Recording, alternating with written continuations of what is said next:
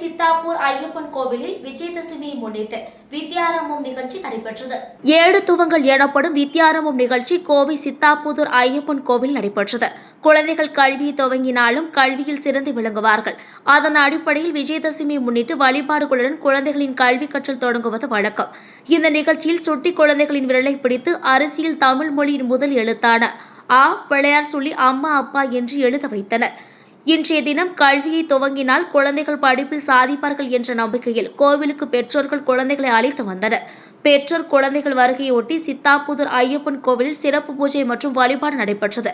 மேலும் வித்யாரம்பம் நிகழ்ச்சியில் கலந்து கொள்வதற்காக 1000க்கும் மேற்பட்ட குழந்தைகள் முன்பதிவு செய்து உள்ளதாக கோவில் நிர்வாகம் தரப்பில் கூறப்பட்டுள்ளது.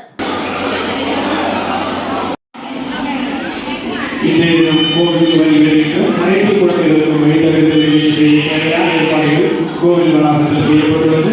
பக்தர்கள் முழுமையாக வரிசையாக இன்று இந்த நிகழ்ச்சியில் கலந்து கொள்ளுமாறு கேட்டுக்கொள்கிறோம்.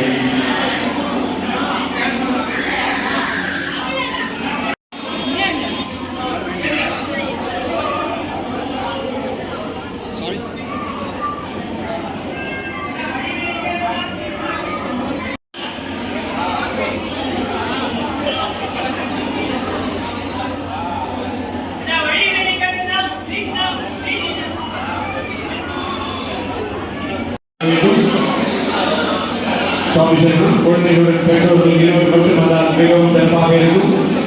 மேலே உள்ள இடப்பற்றாக்குறை காரணமாக எங்களுடன் ஒத்துழைக்குமாறு அழைத்து வருகின்ற பெற்றோர்களுக்கு கோவிலில் சிறப்பு வழி ஏற்பாடு செய்யப்பட்டுள்ளது. குழந்தைகளை அழைத்துக் கொண்டு அவ்வழியாக கோவிலுடைய